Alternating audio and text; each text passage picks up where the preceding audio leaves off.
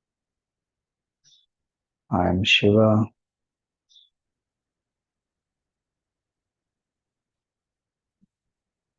who is peaceful,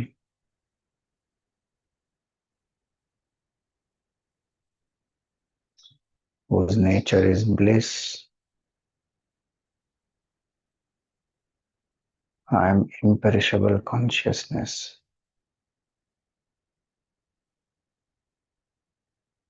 indescribable.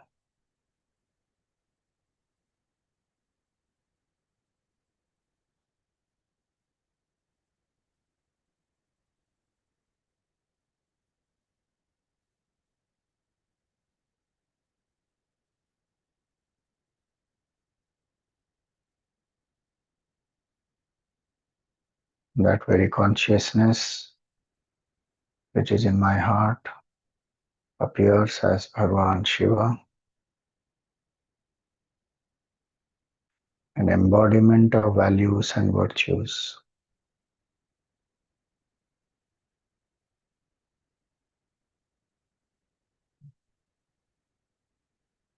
May I imbibe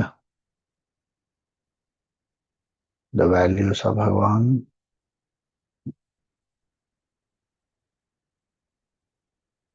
his fearlessness, detachment,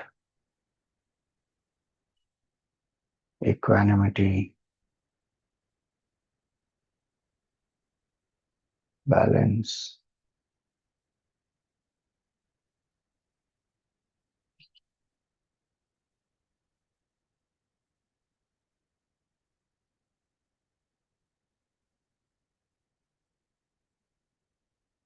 May my life be anchored in dharma, in virtues. May I never compromise from dharma. May I live these values uncompromisingly.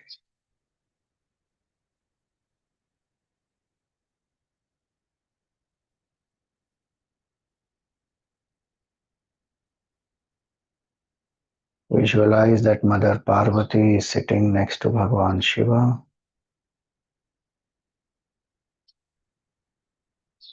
Brahmaji, Vishnu Bhagavan, all the devatas, they are offering flowers at the feet of Bhagavan Shiva and Mother Parvati.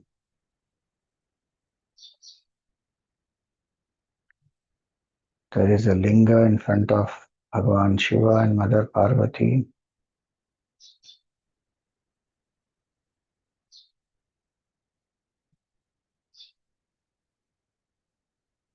All these devatas are offering milk in Abhishek to the Shivalinga.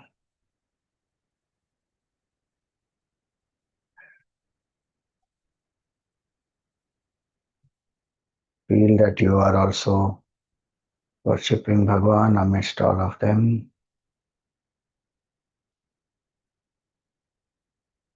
By offering the Abhishek of water,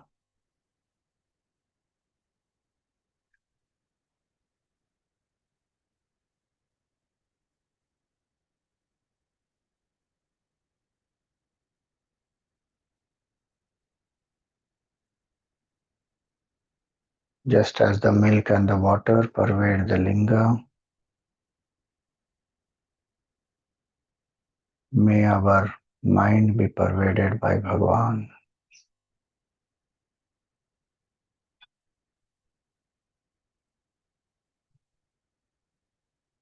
May my actions throughout the day today be dedicated to Bhagavan.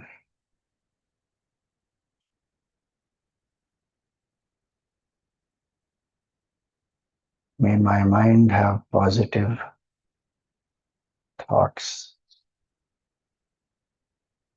Tanme mana Shiva sankalpamastu.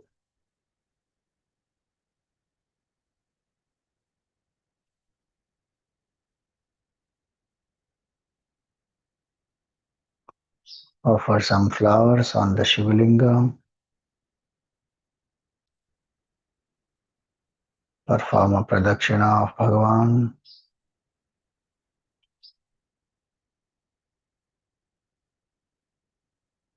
Prostrate in front of Bhagavan.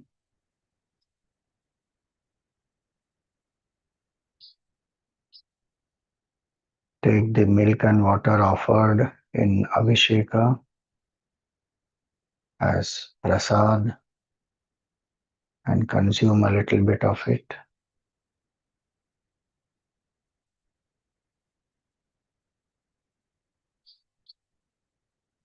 Feel that the hand of Bhagavan and Mother Parvati is on your head.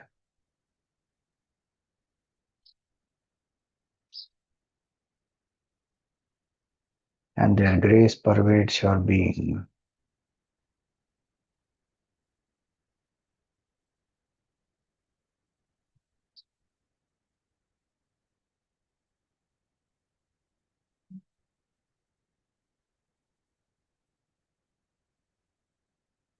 Repose the form of Bhagavan back into your heart.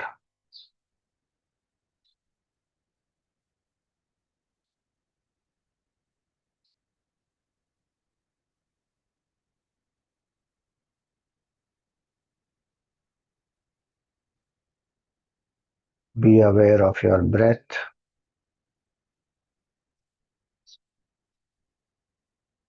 Be aware of your body.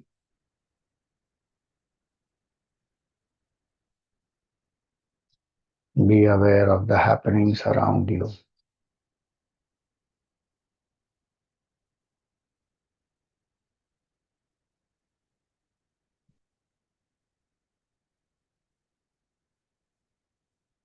We pray for everyone's well-being.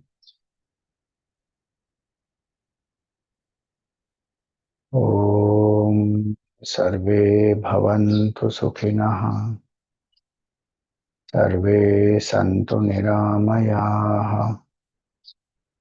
Sarve Bhadrani Pashyantu. Ma Kaschit Dukkha Bhag Bhavet. Om Asato Ma Sadgamaya.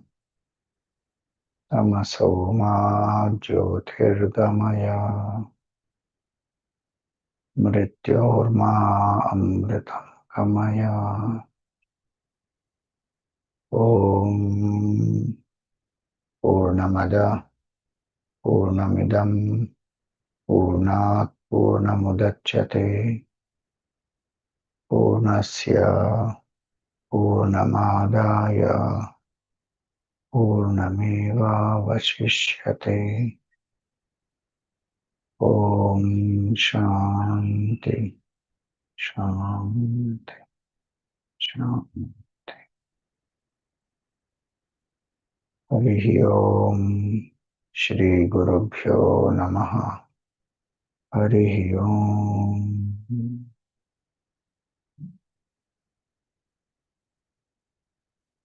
Rub your palms, place them on the face and gently open the eyes.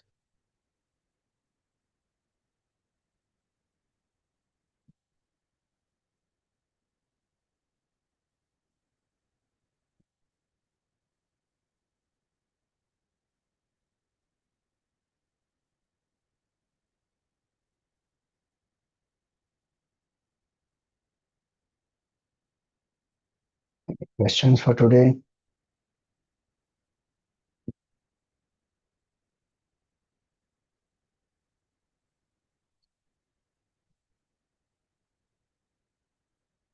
Yes.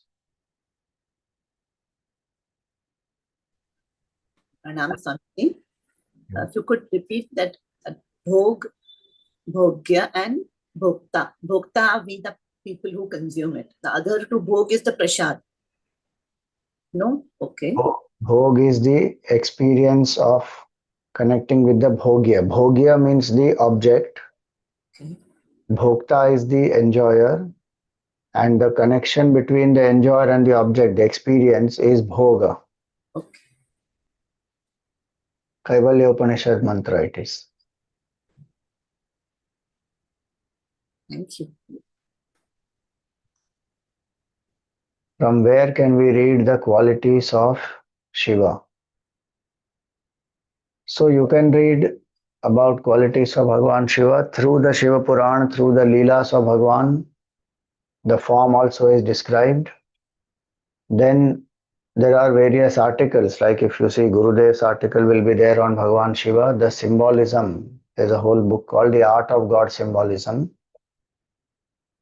In that articles are there about various forms of Bhagavan, including Ganeshji and Devi and like that. The symbolism of the form, so the values are conveyed through the form.